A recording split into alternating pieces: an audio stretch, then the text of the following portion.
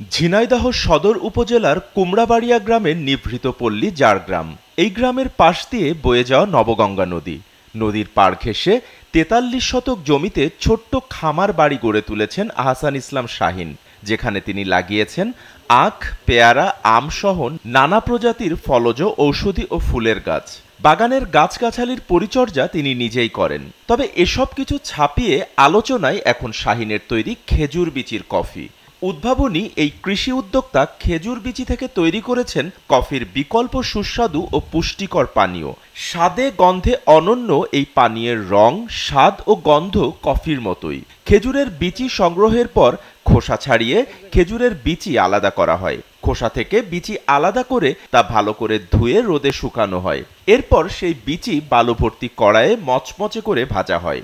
ভাজা শেষ হলে বিচি থেকে বালু ও পাতলা সাদা খোসা আলাদা করা হয়। এরপর চলে ব্লেন্ডারে গুঁড়ো করার কাজ। গুঁড়ো করার পরে তার রূপ নেয় কফির রঙে। পান করা যায় ঠিক কফির মতোই। স্থানীয়রা বলছেন, স্বাদ ও সুঘ্রাণে খেজুর বিচি যেন কফির বিকল্প।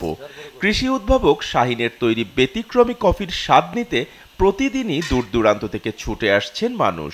গাছরা দিয়ে ওষুধ তৈরি করে মনে করেন যে আর খেজুর গাছের সেই খেজুর পেড়ে নিয়ে আসে শুকায়ে কফি বানাচ্ছে। কফির গ্রান কফির মতনই, মানে সেন্ট আমরা ওই গ্রানই পাচ্ছি, খেয়েও ওই স্বাদই পাচ্ছি। খাজুরির আটি দিয়ে কফি তৈরি করছে, বিভিন্ন লোকজন আসছে বা আমরা খাইছি, লোকও খাচ্ছে।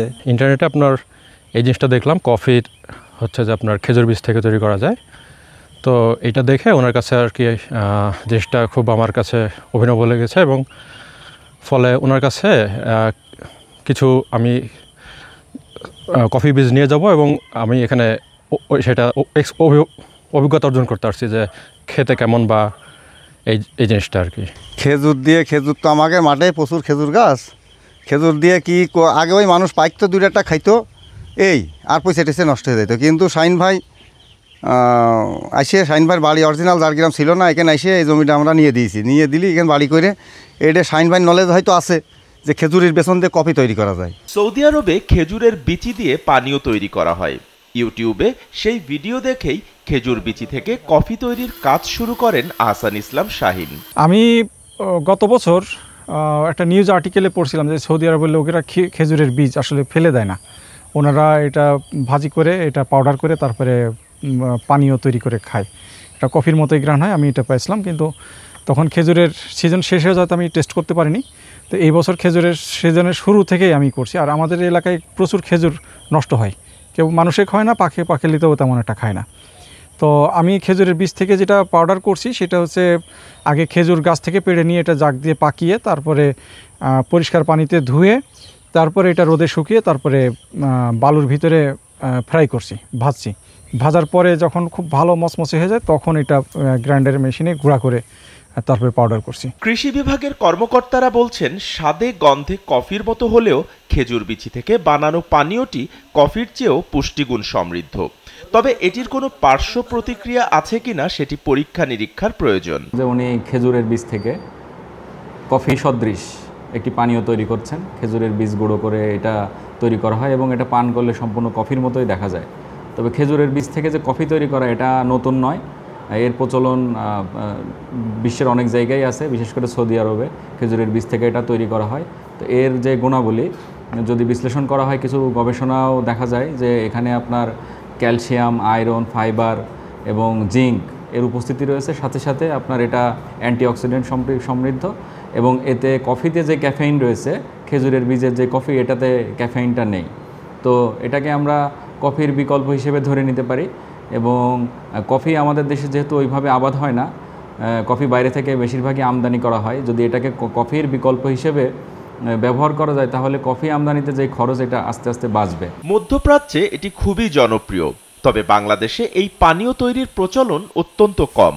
কফিতে ক্ষতিকর ক্যাফেইন থাকলেও খেজুর বিচির পানীয়তে সেটি নেই, ফলে এটি মানবদেহের জন্য অত্যন্ত উপকারী একটি পানীয় হতে পারে। খেজুরের বিচিতে দেখা গেছে যে প্রচুর পরিমাণ ফাংশনাল ইনগ্রেডিয়েন্ট যাকে বলে, বিভিন্ন ফেনোলিক কম্পাউন্ড থাকে। মূল যেটা সমস্যা হচ্ছে যে কেন খেজুরের বিচি খুবই পটেনশিয়াল একটা সোর্স, আমরা যদি এটা কফি হিসাবে ইউজ করতে চাই, এটার মেইন কারণ হচ্ছে যে কফি যেটা বাজারে অ্যাভেলেবল কমার্শিয়ালি পাওয়া যায় এগুলো আসলে কফি সিড থেকে আসে, যেগুলোর মধ্যে ক্যাফিন নামে এক প্রকার কম্পাউন্ড থাকে।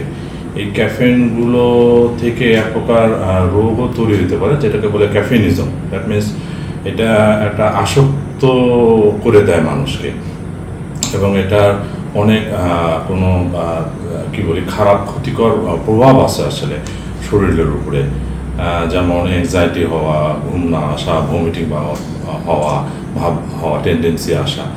ইভেন বিশেষ করে প্রেগনেন্ট উইমেন যদি থাকে, তার প্রেগনেন্ট উইমেনের ফিটাসের উপরে এর খুবই খারাপ ক্ষতিকর ইফেক্ট আছে।